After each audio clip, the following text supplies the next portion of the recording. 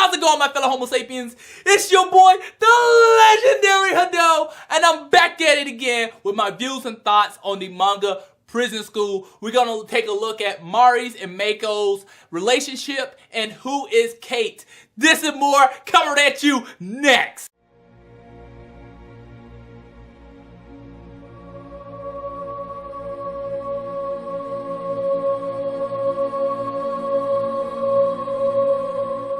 Man, oh man, so we have a lot here to cover. Last time we left off where Andre had just got done bodying Mako. Yes, he bodied the powerhouse, tossing her across the room, and everyone was shocked. Even I was stunned. Well, now we have confirmation on why he was able to do that. The reason why he was able to overpower Mako was because she was tired, she was overworked, and not just that, she had a fever. If you remember earlier in the arc, Andre sprayed her down with water, and this could have been a reason why she caught this fever. Now, the reason why Andre is acting like this as a guard is because he's trying to be this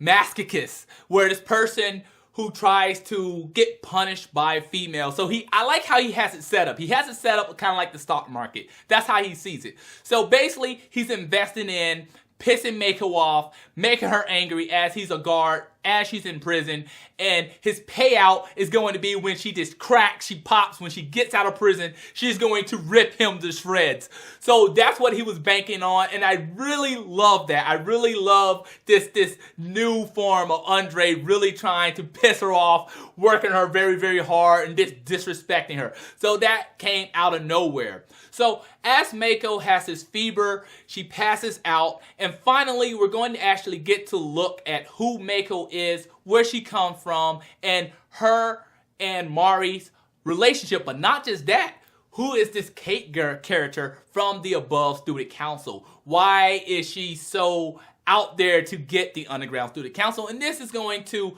explain a lot. So we head into a flashback and we get to see Mako as a child. And this is going to be very, very interesting because the Mako we see as a child is totally different from the Mako we know and we love. It's totally different from the powerful, overpowered, this behemoth female that we know. So when we go in the past, we see this Mako who is extremely weak. She's very shy and she's very inconfident about herself. She's very shamed about herself. And one of the biggest things that stands out about Mako as a child is that she has extremely big breasts. I mean, her breast is basically the size for adults. She has humongous breasts as a kid, and that is a serious issue for her as a kid. And now at the time, I think Mako's in roughly around 5th grade. Now, the person who's in her class is Kate. So let's take a second and actually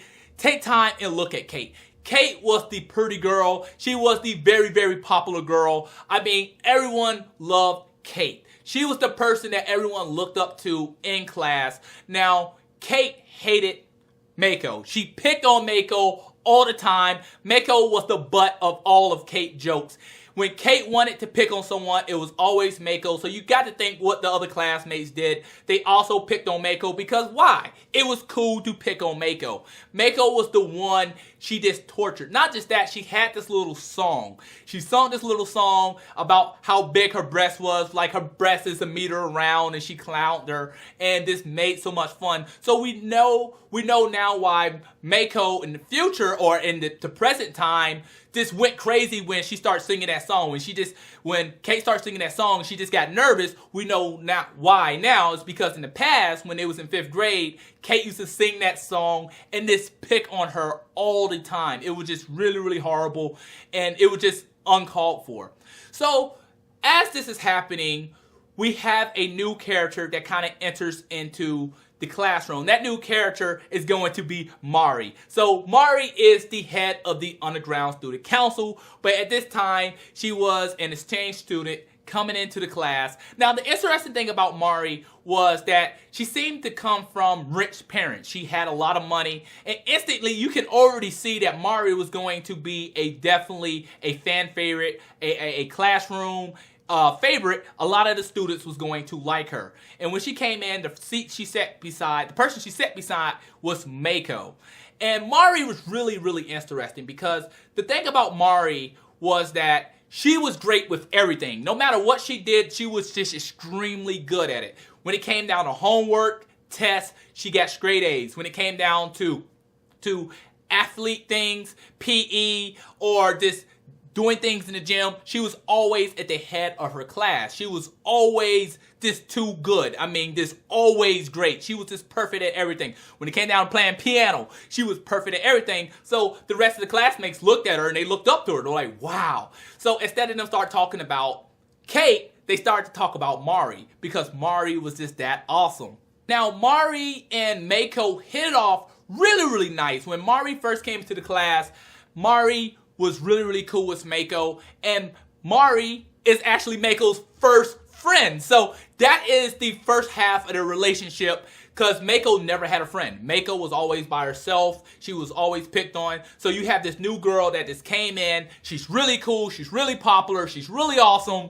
And, you know, her and Mako is just really, really cool. They're really, really close. They start hanging out. Now, Kate's not really liking this. Kate's not really satisfied about this because you got this new chick that's coming in that's really, really cool all of a sudden. And not just that, she's hanging out with a girl that she always loved to pick on. So I kind of want to focus a little bit more on Mari for a second and how she is as a child. So Mari takes Mako to her house and we meet her father, the one who is the principal now. And her father is just really, really cool. Now, the coolest thing I like about this is the difference between Mari now and Mari in the present. Mari now loves her father. They have this really, really close bond, and it's just really incredible. It's like a 180. Not just that, she doesn't seem to be this misandrous. She doesn't hate men. She just loves her father, and they had this big thing where there was like a tight ass, you know. A good man has a tight ass. A good person has a tight ass. Whoa. You know, I'm like, I don't know if that's appropriate to be talking about tight asses with your daughter, but I guess, you know. So they have this really, really close bond. And I'm really interested in why Mari and her father is not close in the present. Because they're like the best of friends at this time. So we also have Mari and Mako going back to school. They went shopping first. They go back to school. And they start to get kind of picked on. Kate tries to also pick on Mari. And Mari's just don't really care, but Mako feels bad because Mako feels like it's her fault. It's like, you wouldn't be getting bullied if it wasn't for me. So Mari tells Mako, you know what? It's going to continue to happen unless you stand up for yourself. If you never stand up for yourself, you're going to never be able to end this. So Mako goes home. She takes like these buns. She ties her breasts down. She tries to hide her breasts away from other people because she wants to try to fit in. So they're sitting in class. Amari's at the front. She's on a board. She's doing some work. You know, people's like, wow, she's just incredible. Then we hear this big ass, wow! And everybody's looking around. It's because Mako, little buns she had to kind of tie her breasts up, popped, and her breast just kind of just came back out. So you have Kate that's like, oh my God, her breast is going to explode. You know, hide, duck and cover. And everyone starts to laugh. And Mari turns around and was like, breast can explode. Did you not learn that in kindergarten? It doesn't have the components to detonate. They're muscle and tissue. Like, are you dumb or something? And everyone started to kind of look at Kate and laugh at her. And then she said, Mari told Kate, you're a barred woman. You're a bare woman. Like, you're just a plain, ordinary woman who just tries to put other people down to make yourself feel better. And Kate didn't understand that word. Kate didn't understand what was going on. She was always at the head of the class. She was always the alpha. And now she's just a basic woman. It's like, what is that? So she goes home, she looks this stuff up, and she's like, what is this? And she finds out that Mari calls her just a basic woman, like you're nobody. And she's mad, she's angry. She's like, I need to end this. I'm going to fix this, Mari. This is going to end now. So we have Mako. She's going to Mari again. She says, I'm apologize. She's very apologetic. Like, I'm so sorry. And this is something that when we look at Prison School, the anime, we see that Meiko is always trying to impress Mari. You know, like, why is she trying so hard? And now we can see this because we see this relationship. We see how Mari stood up for Meiko, how Mari kind of helped Meiko through the 5th grade. And even as a child, Meiko was really fascinated with Mari. I mean, come on now, it's her first friend. So Meiko's like, I'm sorry, maybe we shouldn't be friends, because if we continue to be friends, you're going to continue to be bullied. And Mari's like, no, we're friends. You should not run from this. Now, Kate at the time, she's not having it. She goes out to some of her other friends. She gets some of her friends' brothers. They get some guys. They come up. They meet Meiko and Mari at the park. And you know what? Kate's not having it. Kate is getting ready to end all this. So as Kate getting ready to end all this, she got her nice little gang up there. She got some chicks up there. She got some boys up there. They're getting ready to body Meiko and Mari. You don't have to put those work to them. So Kate's like, you know what? These girls was picking on me. So the boys came up. They was like, oh, so you want to pick on my sister's friend, right? She runs up on Mari, and Mari takes them down really easy. Everyone is stunned. You know, everyone's like, oh my goodness. Like, Mari has some moves. And that's something we didn't see in Prison School. The anime in the first half of Prison School, the manga, is Mari's fighting style. We've never seen Mari actually break someone down or slam someone. She's just always kind of been a person that just kind of sit back and just dictate things. Meiko and Hana was always the one that bodied people. So here we see Meiko just standing there shivering as Mari just slams this boy. So everybody's standing around. It's like, oh my goodness, what do we do? And one of the boys grabs Meiko in a chokehold. And Kate's standing there is like, do you think I didn't have a plan B? You think that y'all wasn't going to get this work? You know what I'm saying? Y'all about to get this work. So Mari tries to think, and Mari tries to figure out a way to come out of that. And Kate's like, you know what? Get on your knees and beg me. Beg me to spare Mari. Beg me to spare Meiko. And I might go easy on you. And we get Mari. She starts to get on her knees. And this is where we go back to the present, where Meiko had got knocked out. And Mari got on her knees and was like, can you please give Meiko a break? And it was shocking because it was like, at first you start to think, why would someone like Mari, the president, get on her knees for Meiko, the vice president? And now we see, as a child, she did the same thing. It's because they're equal. They're best of friends. And she cares about Meiko. And that's the main reason she gets on her knees. And I think that's something that we really didn't... I really felt like they didn't translate that well in the anime. Because it seemed like Mari was way up here and Meiko was kind of like, you know, the second in command, but it didn't seem like they was equal. It didn't seem like they was the best of friends. I mean, it hinted towards it, but it seemed like Mari was just so much more just up there where Meiko was just trying so hard. Where in the past, we can see that Mari really cares about Meiko. She's getting on her knees, she's getting ready to beg, and Meiko's sitting there and she's like, it's all my fault. This is because I chose to be your friend, and now you're getting bullied and you're going to get hurt.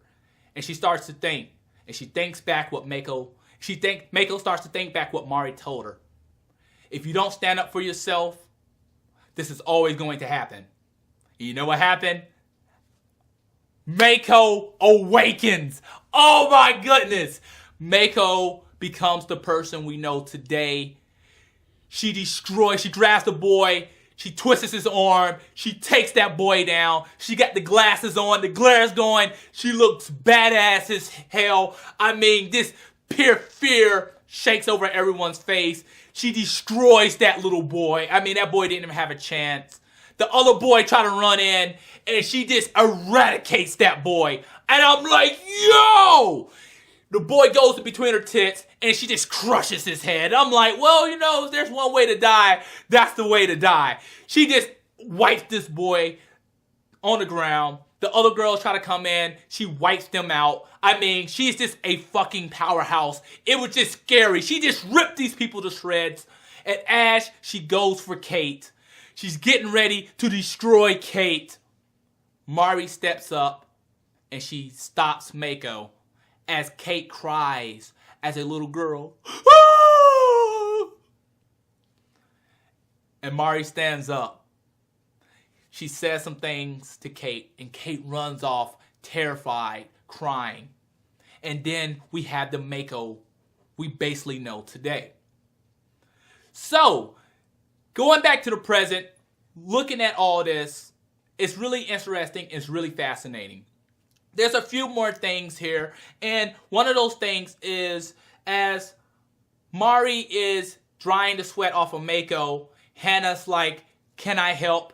Let me do something. And not just that, I mean, Hannah's starting to feel left out. She's starting to feel pushed to the side. So that's going to be a whole totally different story. So my views and thoughts on this past, kind of looking at Mari, Mako's past, and not just that, looking at Kate, we kind of see the foundation of the above student council and why they're kind of angry at the underground student council. But not just that, we also see that the underground student council did some more things to the above student council, and we're going to kind of focus on some of that stuff later on in the next review. But overall, I felt like the writer of this manga, what he tried to make us do is feel bad for the underground student council. He tried to make us feel for Mari and Mako just a little bit. Like, you know what? They had a rough path, and they had a rough path, and, you know, they're not just all that bad. But I'm going to be honest, I'm going to say bullshit. I'm sorry. I'm going to be 100% with you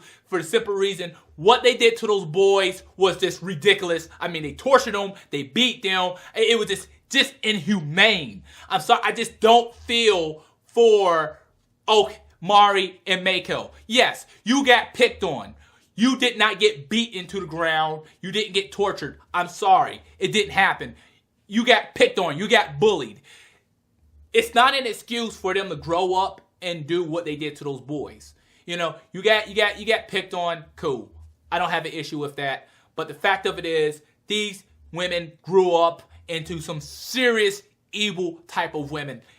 Yes, they're beautiful, but they're fucking horrible. The underground student council is really, really horrible. Now, I understand that they're trying to make it where the above student council is the bigger threat. But I'm sorry, the above student council to me are still children that's trying to hang with the big boys. And the big boys is still the underground student council. So overall, I feel like it was very informal. I really enjoyed it. I really love seeing the past. I really love seeing their relationship and how they met and how they worked together. I really like seeing Kate as a child and seeing some of her hate and the reasons why some of the hate that she has for the underground student council. But at the same time, I feel like the underground student council is still far more brutal than the above student council, and I still do not feel bad for the underground student council because they haven't really went through anything much yet. They haven't went through near as much hell as what these boys did.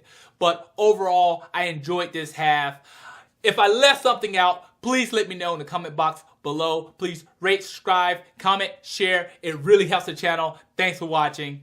Matane.